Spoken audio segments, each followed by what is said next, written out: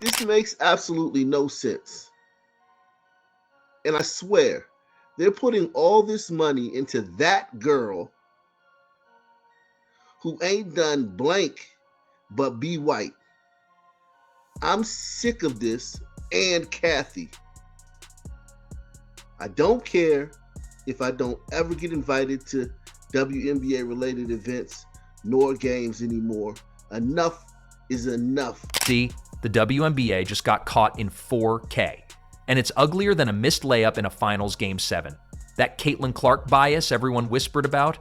Yeah, it just got undeniable. New footage just blew the lid off a cover-up so obvious, even the refs are ducking interviews. Missed calls, no whistles, straight up disrespect. Turns out they weren't just letting them play, they were playing her. Now the league's in panic mode, backpedaling harder than a defender on a Clark step back. This? Buckle up, because the real foul is finally on replay. And it ain't Caitlin. The ability there, I'm going to just turn that down because I don't want a copyright strike. But right there, there's the picture. And Angel Reese did, in fact, repost this on TikTok, it looks like, and share it. And I'm like, are you kidding me right now? Are you kidding me? And the WNBA is going after and lecturing Indiana Fever fans in this investigation? Are you trying to tell me Angel Reese is not going to get suspended for this, not going to get fined for this? It's official. The WNBA is on fire, and not in the good buzzer beater sellout arena kind of way. No, this is a full-blown scorched earth PR disaster bonfire, and Kathy Engelbert is out here tossing gasoline on it like it's her pregame ritual. New footage just leaked, and it's the kind of video that makes referees suddenly remember their LinkedIn passwords and coaches start pretending they're on vacation. This makes absolutely no sense. And I swear, they're putting all this money into that girl who ain't done blank but be white. I'm sick of this and Kathy. I don't care if I don't ever get invited to WNBA related events nor games anymore. Enough is enough. Because guess what? The world just saw what Caitlin Clark has been dealing with. Blown calls, no calls, hard fouls that would make a WWE match look like a tea party, and zero accountability. It's almost like she committed the ultimate WNBA crime, being better than everyone else and having the nerve to smile while doing it. How dare she know the playbook better than the refs? How dare she run an offense smoother than the league runs its own front office? Then are you willing to admit how stupid it was for y'all not to go all in to elevate Caitlin Clark? And y'all could have reaped the benefits? Higher television ratings, higher attendance figures. Ladies and gentlemen, that doesn't come courtesy of a league. It comes courtesy of the players that play in the league. And in her case, she was the most popular, which means she could have helped your bottom line, which means you should have seen that from day one and maximized it. But you didn't do it. You didn't want to, rather. You were a bit hesitant and reluctant and resistant to it. The first half seemed pretty choppy with, the amount of fouls, the challenges. Just how did that affect you as the point guard and just the team's pace as a whole? Yeah, I mean, to me, challenges cannot take that long. It ruins the flow of the game. I get it. It's early in the year. The refs want to make the right call. We can't sit there for 2.5, 3 minutes and on an obvious hit out of bounds off of them and still not know the call. Let's talk about Kathy Engelbert, the commissioner who seems to believe that the best way to handle rising tensions in the league is to sit back, nod thoughtfully, and let chaos work itself out like it's Fight Club in a basketball jersey. Kathy had one job, and that was to keep this league from turning into a Real Housewives reunion with sneakers. Instead, she's hosting a masterclass in passive leadership, where racism gets a free pass, coaches behave like unsupervised middle school gym teachers, and refs officiate based on vibes.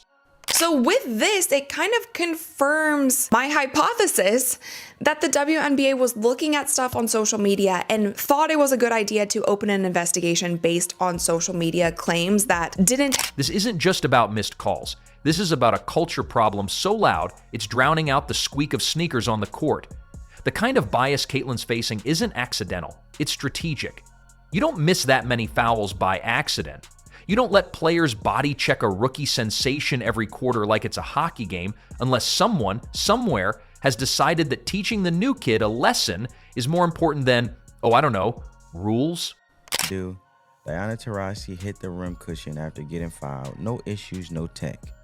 But when Caitlin Clark did the same, it's a technical foul on her. Are the rules different for different players? Where is the consistency refs? And what is Kathy doing about it? Probably holding a brunch with her favorite referees where they practice blowing whistles into mimosas. There's been no meaningful disciplinary action, no statement, no outrage, no accountability. Just a slow, steady shrug from the league office, while the fans go full detective on Twitter, dissecting game footage like it's the Zapruder film.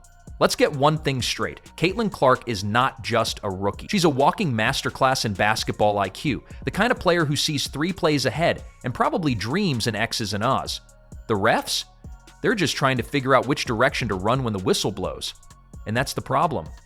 She's made them look bad. Not because she talks back, not because she's arrogant, but because she knows the rules, the plays, the angles. And when she politely points out that she was in fact body slammed under the rim, the refs react like she questioned their manhood. So now what? Now we get the footage. The glorious, high-def, slow-motion receipts. And suddenly the WNBA is panicking. Execs are triple-checking their email drafts. Refs are scheduling eye exams. Kathy is probably hiding under her desk, wondering if this is the moment someone actually asks her to lead. Good as it can be. Obviously, not every, they're humans, looking at technology.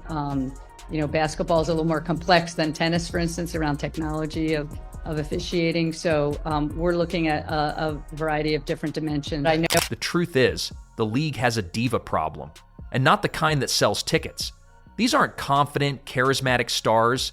These are ego-fueled chaos agents who think being loud and petty is a substitute for being good. They foul like it's a personal vendetta. They whine like toddlers denied a nap. And worst of all, they target Caitlin because she's everything they're not. Focused, composed, lethal. She doesn't need to trash talk because her game screams louder than any mic'd-up sideline rant. But the real tragedy? It's not just the players. The entire system is complicit. Coaches who refuse to rein in their players. Refs who clearly left their rulebooks at home. And Kathy blissfully floating above it all like she's not the captain of a sinking ship. She could have stepped in, could have laid down the law, could have said, hey, maybe don't treat the league's biggest new star like she just insulted your mother. But she didn't. Because leadership is hard and brunch is easier. And let's not forget the owners. Oh, the owners. Sitting back, sipping their overpriced lattes, acting like their franchises aren't one Twitter scandal away from full-on mutiny. You'd think at least one of them would care that their ticket-selling prodigy is getting tackled mid-drive while the ref checks their Fitbit. But no. They're too busy posting inspirational quotes on LinkedIn and pretending this dumpster fire is a candle. I got a technical for basically being mad at myself because I missed the 3 and then I went and hit the backboard. And he told me it was disrespectful to the game of basketball. So, I don't know, it reminded me of the technical that I got in college where I said, damn it, where it's like a personal frustration. Had nothing to do with my team, had nothing to do with their reffing, had nothing to do with other team. It was just because I'm a competitor and I felt like I should have been making more shots. So, but I think he fired me up to continue to play a lot harder. I thought we got a lot better after he did that. So, I want to thank him for that. The solution? Well, it starts with Kathy handing in her laminated badge and taking a long walk off a short baseline. The league needs a commissioner who understands that protecting talent isn't optional. It's the whole point. A new era of officiating wouldn't hurt either. Maybe bring in refs who don't call traveling on players for simply existing. Or better yet, refs who understand that letting the league's most visible star get mugged every game is bad for business. This isn't just about Caitlin. It's about the message being sent, that excellence will be punished, that women who rise will be dragged back down, not by men, but by their peers. The league is full of incredible talent, but it's being poisoned by petty jealousy and tolerated immaturity. The referees aren't just failing, they're actively degrading the integrity of the game. The coaches aren't just passive, they're complicit in letting their teams become traveling therapy sessions for unresolved high school drama. And still, Caitlin plays. Still, she shows up. Still, she drops dimes. hits threes, and makes the whole league look like they're playing in slow motion. She's handling it with more grace than most of us could manage, because deep down she knows the best revenge isn't on social media, it's in the stat sheet. But that doesn't mean the league gets a free pass. Not anymore. Oh, I don't know what happened there. When I saw that happen, when I seen everything, I went on Twitter and I typed it in, and holy shit, I found so much evidence that it wasn't true. So, WNBA, get your act. If the WNBA wants to survive, forget thriving, it needs to grow up. Fast. That means holding refs accountable. That means suspending players who treat games like episodes of Real Housewives Hardwood Edition. That means coaches who actually coach instead of enabling garbage behavior. And most of all, it means replacing Kathy Engelbert with someone who sees this league not as a side hustle or a resume booster, but as a legacy worth protecting. Until then, the fans see it. The players know it. And the footage proves it. This isn't a rivalry anymore. It's a reckoning.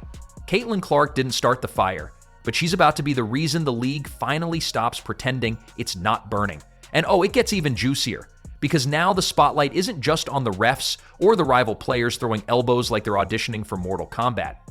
No, the whole league infrastructure is under the microscope, wobbly, missing screws, and held together by a prayer and a half-used roll of duct tape. The footage has exposed more than bad officiating. It's revealed a deeply flawed system, held together by outdated politics, unchecked egos, and a commissioner who seems to think hands-off leadership is an Olympic sport. If we're trying to say invest in women, and that's the whole reason you're trying to get the TV deal and get more money, why would you initiate an investigation for sponsorships that are investing in women? It seems counterintuitive to what the goal is of growing the league. Let's zero in on Kathy Engelbert again, shall we? Because while Caitlin Clark is out there logging minutes and bruises like she's the league's personal piñata, Kathy is busy doing what exactly? Holding press conferences that say absolutely nothing, hoping it all magically resolves itself. Newsflash, this isn't a middle school lunchroom drama. This is a professional sports league hemorrhaging credibility, and the person in charge is treating it like a casual group project she forgot to work on. And now fans aren't just angry, they're organizing. They're rolling game footage like it's Watergate. Social media timelines have turned into courtrooms, with fans playing judge, jury, and instant replay technician. And guess what? The verdict is in. Caitlin Clark has been repeatedly targeted, dismissed, and disrespected, and not just by her opponents, by the very system that was supposed to protect her. She's not just a rookie anymore, she's the unwilling main character in a league-wide crisis. And why? Because she knows the game better than the refs? Because she has the gall to correct them when they mess up? That's not arrogance, that's accuracy. Caitlin is out there reading plays like a CIA analyst, while the refs are blowing whistles like they're trying to start a jazz band. And somehow she's the problem. It's not just incompetence, it's ego. These referees don't want to be shown up by a 22-year-old phenom who can spot a moving screen in her sleep. They want control. They want submission. And when Caitlin doesn't play the submissive rookie card, they take it personal. They stop calling fouls. They let hacks slide. They pretend they didn't see her get flattened like a pancake at a Waffle House. And Engelbert? Still sipping that mimosa somewhere in the league's ivory tower. Look at how far Angel Reese has come in just the last 12 months. Hell, look at how far Angel Reese has fallen in the last 12 months. Mutual respect has been replaced with disdain. And judging by Angel Reese's own TikTok account, it appears that it could be racially motivated. But here's where it gets dangerous, because when the league lets this go unchecked, it gives permission. Permission for rival players to take it further. Permission for coaches to encourage physical play, read organized assault. Permission for broadcasters to subtly suggest she's too confident. The slope isn't just slippery, it's a slip-nest-slide leading straight to irrelevance. And while all this unfolds, the WNBA's brand takes a hit that no slick promo video or empowerment campaign can fix. You can't market women supporting women while your refs are letting a generational talent get suplexed every third possession. You can't hashtag watch me work while literally penalizing the player doing the best work on the court. It's hypocrisy wrapped in spandex, and fans are seeing through it like a bad zone defense. The irony? Caitlin Clark is the golden ticket they begged for. A highlight machine, a ratings spike, a name that even casual fans recognize. She should be the WNBA's crown jewel. Instead, she's their scapegoat, the woman being put in her place for refusing to downplay her genius. And the solution isn't complicated. It starts with leadership. Real leadership. Someone who can look at the footage and say, yep, that's a problem. Someone who knows that letting a rookie superstar get ambushed every night is not how you grow the game. It's how you bury it. Someone who's not afraid to suspend players, who treat defense like a contact sport. Someone who can tell the refs, if you can't keep up with the game, maybe officiating isn't for you.